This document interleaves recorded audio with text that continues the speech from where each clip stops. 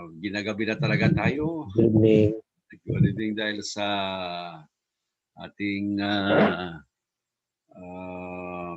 technology na hindi natin na-perfect. Understandable naman po yan. Okay? At ngayon po sa ating pag-aaral, tatapusin lamang natin yung ating naumpisahan noong mga nakaraang mga Huwebes, yung bumubuo sa pag-uugali ng isang tao. At pinag-aaralan natin ito kasi nais natin na marating yung the fullest na nais ng Panginoon na marating natin sa ating behavior. Sa ngayon, yung human needs, ang pangangailangan naman ng tao at ang mga values niya, mga pinapahalagahan niya sa buhay, ang magiging kadahilanan ng uri ng pag-uugali ng tao. Maalala po natin noong mga nakaraan ay nais nating balikan kaunti yung factors of behavior, kadahilanan ng pag-uugali, at ipinakita ko sa inyo ang chart na ito. Mas makulay na ngayon itong chart. Nakadiscovery ako ng paraan paano maging mas klaro ang chart na ito. Nasa gitna yung pag-iisip ng tao at napapalibutan siya ng kanyang pag-uugali, ng pag-iisip niya at ng damdamin niya. At sa apat na bahagi naman na nakapaikot sa kanya ay ang mga nakaka-influensya sa kanya. Ito yung makadahilanan ng kanyang pag-uugali. Dito sa bandang kanan, umpisa tayo actually sa psychological and social, dito sa baba. At sa kanan, yung family system factors, bandang itaas, the Bible and parental behavior. Ngayon, tatapusin lang natin yung human needs, ang pangangailangan bilang tao at ang kanyang mga values, mga pinapahalagahan niya sa buhay. Dahilan bakit pinag-aaralan natin ito kasi ang tao na nilalang ng Diyos ay nilayon ng Diyos na magluwalhati o magbigay kaluwalhatian sa Kanya. Matthew chapter 5 verse 16, maunawaan natin ang layunin na ito ng Diyos para sa tao. Sabi po roon, lumiwanag na gayon ang inyong ilaw sa harap ng mga tao upang makita nila ang inyong mabubuting gawa at kanilang luwalhatiin ang inyong Ama na nasa langit. Tinuro ng Panginoong Hesus na ang mga alagad ay ang mga ilaw ng sanglibutan, ang asin, at kung bakit kinakailangan nating magliwanag ay upang makita ito ng mga tao at luwalhatiin nila ang Ama na nasa langit. Ganito pa rin ang mababasa natin sa Roma 1:21. Sa pagtalakay ni Apostol Pablo sa mga tao noong unang panahon na hindi kumilala sa Diyos. Sabi niya, sapagkat kahit kilala nila ang Diyos, siya'y hindi niluwalhati nilang tulad sa Diyos. Ibig sabihin, kung kilala ang Diyos, dapat luwalhatiin siya bilang Diyos o tulad ng sa Diyos. Subalit ito nga mga tinalakay ni Apostol Pablo sa Roma Kapitulo 1 ay ang mga taong walang pagkakilala sa Diyos. Kaya hindi nila kinilala, hindi nila niluwalhati ang Diyos. Ni pinasalamatan, kundi bagkos ni walang kabuluhan sa kanilang mga pagmamatuwid at ang mga nilang puso ay pinapagdilim. Unang Korinto Kapitulo 6, versikulo 2 ay tinataas ni Apostol Pablo ang tao na nilalang ng Diyos na sinasabi niyang, o hindi baga ninyo nalalaman na ang mga banal, mga Kristiyano, mga taga-Korinto, ay magsisihatol sa sanglibutan. At kung ang sanglibutan ay hahatulan ninyo, hindi kaya baga dapat magsihatol kayo sa mga bagay na pinakamaliit? So kita natin na ang nais ng Diyos sa tao ay nasa itaas ang level ng kanyang halaga. Kaya niyang humatol sa mga makasanglibutan. Kaya yung mga malilit na bagay ay kayang-kaya rin naman niya. Supposed to be, kaya nga niya yung malalaki. Bakit ito bang mga maliliit? Kasi ang pinaka-konteksto nito ay pinagbawalan ni Pablo na ang mga Kristiyano doon sa Korinto ay magdibandahan, magpuntahan sa korte at doon pag-usapan yung kanilang mga problema. Sinasabi niya, yung nga malalaking bagay ay kayo ang hahatol eh. Ito pa mga maliliit, sinasabi ni Apostol Pablo. Unang sa Juan Kapitulo 14 ay yung popular na pangako ng Panginoong Jesus na sinasabi niyang huwag magrumihanan, huwag mabalisa ang mga mananampalataya, ang mga alagad, sapagkat siya ay aalis, maghahanda ng tahanan at kapag naipanghanda na niya ito, sabi niya, ako'y muling babalik at kayo'y tatanggapin ko sa aking sarili upang kung saan ako naroroon, kayo naman ay dumuon. So ngayon, pinapaalam pa rin ng Panginoong Diyos sa atin na mga alagad, mga mananampalataya, ang malaking niyang expectation no, para po sa atin na tayo ay makarating doon sa kanyang inihanda.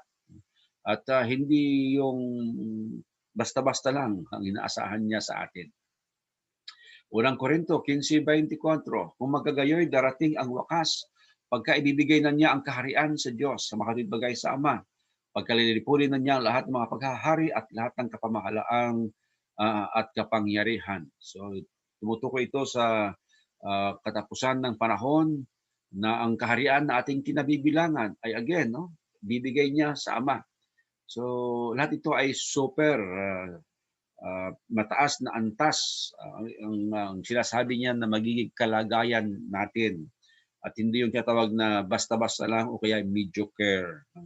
Kaya ating pinag-aaralan itong makabubuting mga bagay para sa atin. You see, tayo ay design bilang mga kaluluwa at hindi lamang mga laman. Nung nalangin ng Diyos ang tao, nilalang niya ito na mayroong kaluluwa. Man became a living being, sabi sa Genesis Kapitulo 2, versikulo 7. Pagkatapos na pormahin niya sa lupa yung anyong tao at ininghan niya ng hininga ng buhay ang kanyang mga ilong, sabi po ron, and man became a living being. Hindi yung katawan niya ang naging kaluluwa, no? Sa halip, yung lupa na walang buhay, nagkaroon siya ng buhay nung hinipan niya ng hangin ng buhay, yung forma ng tao na lupa. Yan. At ang taong ito ay maaari niyang marating ang pinakamataas na level ng pagkatao niya.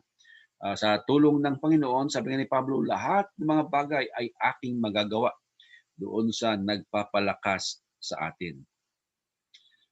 John chapter 10, ang pagparito ng Panginoong Jesus ay sabi niya, hindi pa parito ang magnanakaw kundi upang magnakaw at pumatay at pumuksa. Ako'y naparito upang sila'y magkaroon ng buhay at magkaroon ng kasaganaan nito. So kita niyo yung layunin ng Panginoon, no, para sa mga alagad.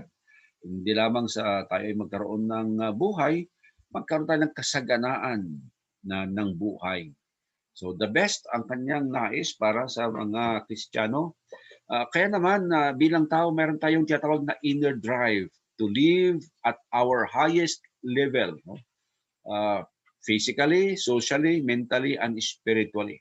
Kakayanin natin ito, no, ang umangat, no, ang makarating sa rurok ng tagumpay, yung mga termino natin, sa mataas na level, physically, okay, sa ating pangatawan, socially, pakikitungo natin sa iba, sa ating kaisipan at sa ating spirituality ay maaari nating marating yaon.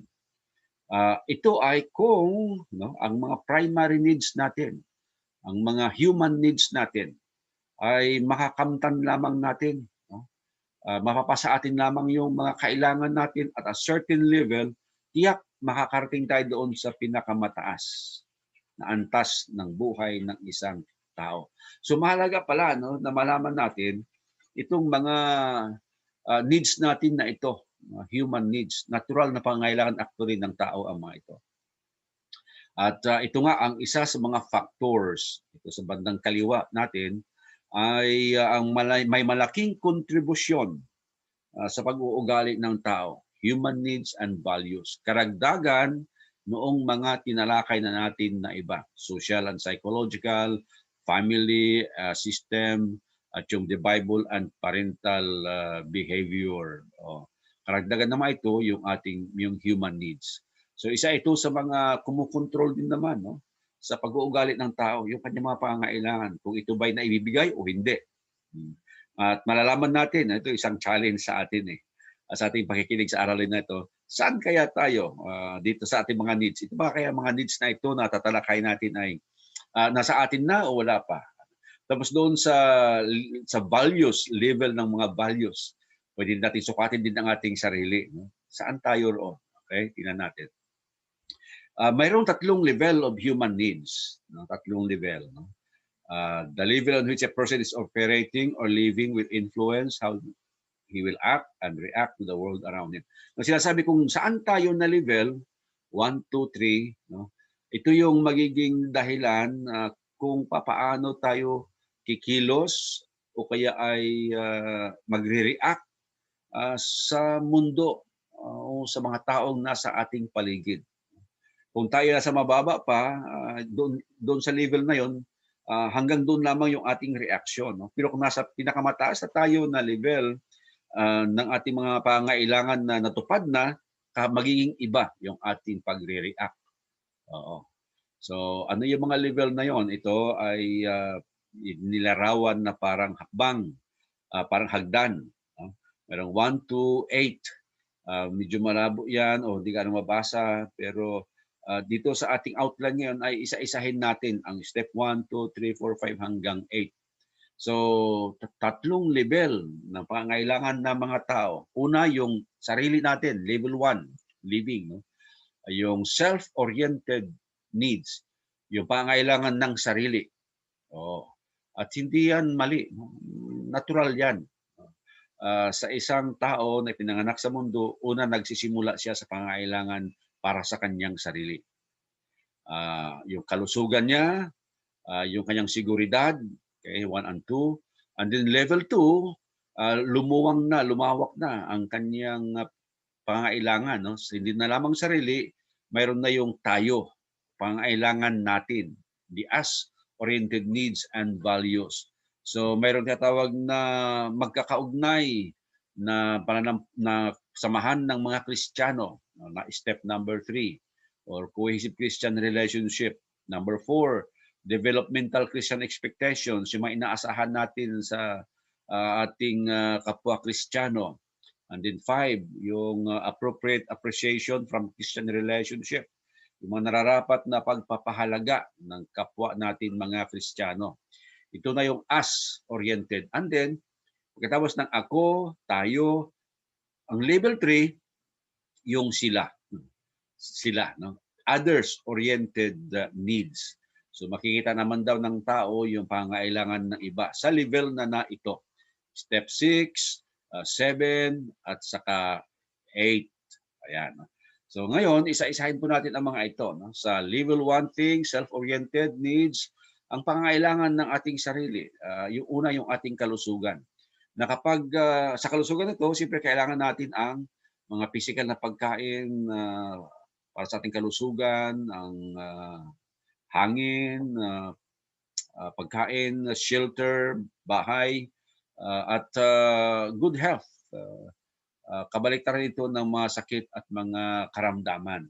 So kapag ang tao ay malusog, sinasabi, no, magkakaroon siya ng energy na magagawa niya ang mga mga dapat na gawin upang makaahon siya doon sa pangalawa na baitang. At ang pangalawang baitang na pupuntahan niya ay yung security. No? Kapag na-meet na ang mga physical needs niya, mayroon siyang seguridad ngayon. Sa hakbang na ito o sa baitang na ito, we value and seek to find emotional, physical, financial, and even spiritual security. Nais natin na panatili natin yung ating kalusugan. Hindi lang kalusugan, mga pangangailangang material, kahit na financial, at lalo na rin ang spiritual na needs natin. Ang mga nakakaapekto sa ating security, ayon sa pag-aaral, ay kung paano tayo pinalaki ng ating mga magulang. Subalit, hindi naman yung pagpapalaki sa atin ang magiging hadlang kasi maaari natin itong i-overcome. No? Yung mga experiences na yun, kapag napahaba pa, ang sabi, ay lalong mahihirapan na ma-overcome ng mga tao. Pero sa tulong ng Diyos, na-overcome yun, mga insecurities na yun sa buhay natin, nung mga bata pa tayo, at nagkakaroon tayo ng totoong security sa tulong ng Panginoon. So when security needs are met, no, kapag sigurado ka na mayroon kang seguridad, and then matututo tayong magtiwala sa iba. At dahil mayroon tayong tiwala na sa iba, maaari tayong magkaroon ng relationship sa iba, pakikipagkaibigan, pakikipagkapwa, o kaya ay sa family natin, no? Family relationships. So yung mga nahihirapan na magkaroon ng relationship sa iba, yung mga nahihirapang magtiwala sa iba, at yun ay effect ng kawalan ng security. At dahil meron tayong physical needs, physical health, meron tayong security, maaari na tayong humakbang doon sa second level of living, yung tayo. Meron na tayong, maaari tayong makipag-ugnayan sa ating mga relasyon. At dito ay bibigyan natin ng halaga ang mga gawa ng iba, no? At ang companionship ng iba dito sa us-oriented needs. We become more us-oriented and less me-oriented. Hindi na lamang yung tayo o ako ang ating iniisip. Lumawak na, tayo na. Concern na tayo sa iba, ibig nating sabihin. At when these close relationships are formed with Christians, we have a desire to behave in a more Christ-like manner. Dahil nabuo yung relasyon natin sa mga kapwa nating Kristiyano, ang ating pag-uugali ay maaari nang maging katulad ng Panginoong Hesus. Hindi na lamang tayo ay nagiging dependent sa iba. Sa halip, mayroong tinatawag na interdependent. Aasa tayo sa iba, sila naman ay aasa na rin sa atin. Mayroon ng magandang relationship as a result. And we even contribute to the success of the group. Ang ating success ay hindi na lamang pansarili, ang ating iniisip para nasa lahat. Step 4, developmental expectations. We desire to improve our skills. At dahil nandun na tayo sa us-oriented na level, nais nating i-improve pa yung ating mga kakayahan. At ang reason ay, we want to contribute for the success of others, no? O yung tayo. At this point, that we value the expectations and policies of those within the relationship. Yung mga pagpapahalaga sa mga sinasabi ng iba ay atin nang makakamit sa level na yan. At inaasahan natin yung appropriate appreciation, yung nakarapat-dapat na pagpapahalaga ng iba sa atin. Inaasahan na natin yan at pinapahalaga na rin natin yung appreciation ng iba. At mula sa mga appreciation nila ay nagkakaroon tayo ng confidence, no? Na to go on. We are encouraged to keep on keeping on. Ayan, no? Keep on keeping on. At hanggang level 3. Ayan na. Hindi na lamang ako, tayo, the others. Yan na ang level 3 living. So step 6, as we become more confident in our abilities and talents, we begin to value ourselves as worthy of the respect others give us. Ang feeling natin ay karapat-dapat na tayo sa mga papuri ng iba. We feel that we earned ano bang earn sa Tagalog, no? Na hindi na tayo nag-uutos na igalang tayo. Na nakamtan na natin yung respeto ng iba. Dahil sa mga nagawa natin sa level 1, level 2, nakarating na tayo sa level 3, at sa mga nakita nila sa atin ay mayroon ng paggalang, and we value the respect that others give us. Ayan. And we begin to raise the value we place on ourselves, dahil doon tinataas na natin yung pagpapahalaga natin sa ating sarili. Not only to self-respect, but to others as well. Ayan.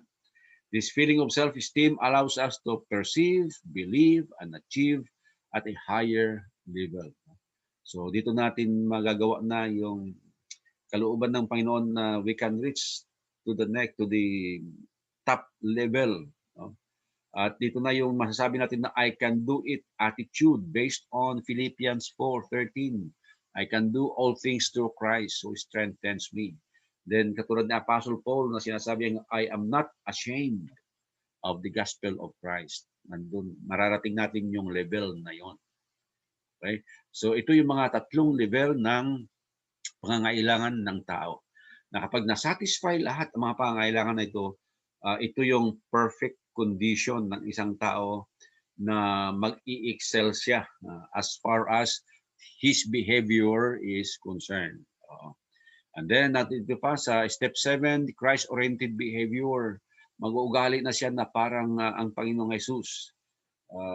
We value and live by the principles of faith, hope, love, and grace, wherein we not only share with those who know and like, but also with those we do not know. O kahit na yung mga hindi natin kilala ay pinapahalagahan na natin.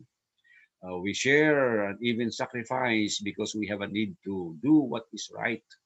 Hindi tayo dahil sa napipilitan namang na tumulong, kundi alam natin ito yung tama na dapat na gawin. At kahit na masakit kung minsan, ang ating gagawin na pagtulong, sige lang. Sapagkat yun ang nararapat, pagtulong sa kapwa. So if our self-esteem is really Christ-esteem, tulad ng pa sa Panginoong Jesus, we will live by Christ-oriented principles. The guide for our behavior becomes what would Christ do? Ano kaya ang gagawin ni Jesus kung siya ay nasa aking kalagayan? Yun ang magiging principle natin. What would Jesus do? Sa level din na ito, we will also go about doing good. Gagawa tayo ng mabubuti. Hindi dahil sa takot tayo sa impyerno na. No? Dati siguro, nung mga bata-bata pa tayo, dahil sa takot, kaya tayo sumusunod. Pero sa level na ito, marating na natin, hindi na sa takot, kundi gusto nating maibahagi na ang meron sa atin. Meron tayong tinatawag na bank of resources, like our talents, abilities, at ano pa mang meron sa atin, money, kung meron man tayo, no? Mag-ibabahagi na natin.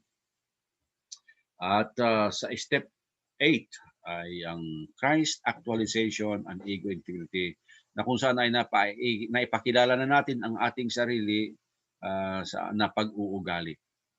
Supposed to be the best ang ating pag-uugaling ito. So through Christ, we can truly achieve God's goal for our lives. Ano nga yun?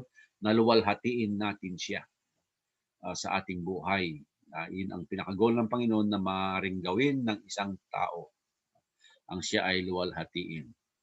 So God built us to live on, and we do this by following Jesus. He will lead us to the top, and the decision is ours. At ang huling bahagi ng ating lecture ngayong gabi ay ang human needs and values factors. No? Yung values factor pala, tatlong level din ito. No? Pero nais ng Diyos, Hebrews chapter 5 verse 12, na mag-mature tayo as Christians. Yung sinasabi niya sa Hebrews 5:12 na by reason of time, you ought to become teachers. So sa ating mga values din pala, mayroon ding level ito. No? At sa pag-aaral natin ito, tatlo lang din ang level niya. Kung yung human needs ay tatlo, no? Ang values natin ay ganun din. The state of moral development in which a person is operating at any given time will influence how that person will act and react in a situation. Kung saan tayo na level, hanggang doon lang din naman ang kakayahan natin na mag-act and react sa isang pangyayari. Kung nasa level 1 ka, hindi mo maasahan na ang reaction mo ay parang reaction ng level 3. Kaya nga ang ating ambisyon, yung ating goal ay makarating tayo sa pinakamataas na level upang maging tama, ideal, ang ating reaction at kapatid ang ating mga actions. So ito yung mga stages, no? Mayroong level 1, level 2, at saka level 3. Ang level 1 ay mag-uumpisa sa tinatawag na pre-moral level values, yung kabataan pa natin. Birth to age 4, tawag nila doon ay pre-moral. So wala pang kamuang-muang. The child is self-oriented and thus right to avoid punishment. Di ba ganyan tayo noon, no? Gumagawa lamang tayo, bakit? Takot tayo na maparusahan. Oh, yun lang ang dahilan niya, no? Kung bakit siya susunod. Pero sa stage 2, ages 4 to 12, ang isang tao, well, ito ay general observation. May mga exemption siguro ang mga ito. No? Pero ages 4 to 12, the child seeks to have pleasure and to avoid pain. Medyo naghahanap na siya ng pleasure. Ayaw niya yung may sakit. Self-centered ang isang bata, isang tao sa ganitong edad, and is looking for number one, papansin.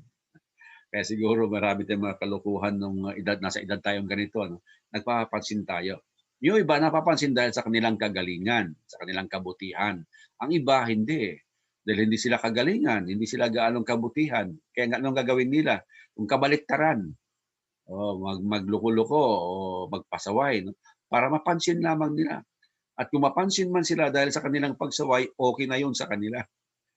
Yun ang tinatawag na stage 2, 4 to 12. At ang next level, number 2, yung conventional or standard normal level values na. Kung saan, ang isang tao expected na he will abide by the standards set by the society. Ages 12 to 13. Kaya pala tinatawag nila na age of accountability yung 12. More or less, ang isang tao mayroon ng kakayahan na magdesisyon what is right and what is wrong. Ito na yung nagbibinata, nagdadalaga. At meron na siyang idea what is a good person. At sa high school age niya, stage 4, inaasahan na marunong na siyang gumalang ng batas. Develops respect for law and order. And then habang tumatanda siya, level 3 ang aabutin niya, the principles or values. One abides by standards that are universal and biblical. Hindi na lang basta yung kung ano lamang na sinabi ng mga tao, kundi dito ngayon sa level na to, alam na niya what is a universal and biblical principle. At yun na ang kanyang paninindigan. Kasi sa stage na to, tawag natin na adulthood. So one lives in harmony with others out of a social interest or contract regarding what is good for both self and others. Kung ano na yung mabuti para sa kanya at para sa iba, ito na yung kanyang paninindigan. At ganoon din ang stage 6. Person does right out of a belief in universal principles of right and wrong, even when loved ones are against it. Ito ang magpapaliwanag kung bakit maraming mga tao ang kahit na kontrahin man ng mga mahal niya sa buhay, ang pamilya niya, no? Kung alam niya na yung kanyang paniniwala ay ang tama, paninindigan niya yon. Yung alam, nakakalungkot, mayroong mga tao nag-aakalang tama yung paniniwala nila, hindi pala. Pero generally, ganun ang mangyayari sa stage 6 na ito. Kung ano yung tama, whatever it will cost the person, he will stand for it. Ayan. Kaya in conclusion, napakalaga na tayong mga magulang ay maipasa natin yung mga tamang values sa mga sumusunod na henerasyon. At ang mga sumusunod naman na henerasyon ay gusto nilang magpanibago, maging iba sa values ng kanilang mga magulang. Although mayroon silang idea ng tinatawag natin na mga general values, so ang suggestion ay tayong mga magulang ay tulungan lamang natin sila na hanapin yung kanilang totoong values at marating yung values nila, not knowing, no? Hindi nila alam marahil na yung mga values na sinasabi nila what is right and what is wrong ay ganoon din naman yung ating mga pinapaniwalaan bilang mga magulang. Pero gusto nilang isipin din na hindi na sila diniktaan upang magkaroon ng sarili nilang values, kundi natagpuan nila yon, nalaman nila yon. So, okay lang naman yun. It's okay. As long as we are all in tune with God's values. Yun ang mahalaga. No? Kasi hindi pwede ipilit ng mga magulang ano yung mga akala nila ay tama para sa kanila. Ang dapat nga ay anong tama para sa Diyos. Yun ang ipapasa natin sa next generation. God's values are the universal principles of love, honesty, self-control, justice, and such like. So kung maipasa natin ang mga ito sa next generation o sa mga anak, no, ito yung bubuo sa kanilang behavior. Kasi ang ganda ng resulta. Diba? Yung isip na nasa gitna ng ating chart na mabubuo siya sa ganitong mga principles, magkakaroon ng isang taong, ano masabi natin, well, normal, the best, na katulad ng nais ng Panginoong Diyos na mangyari sa kanyang mga nilalang, na hindi lamang upang mabuhay, kundi magkaroon ng kasaganaan ng buhay na ito. At ating paniniwala na magagawa nga po natin ito, Philippians 4:13, we can do all things through Christ, pamamagitan ng Panginoong Jesus na siyang nagpapalakas sa atin. So ito po ating aralin ngayong gabi. At magandang gabi po ulit sa lahat. Pagpalain tayo ng Diyos. Maraming salamat po, Brother Jun. Salamat. Thank you. So, share ko na po ang screen.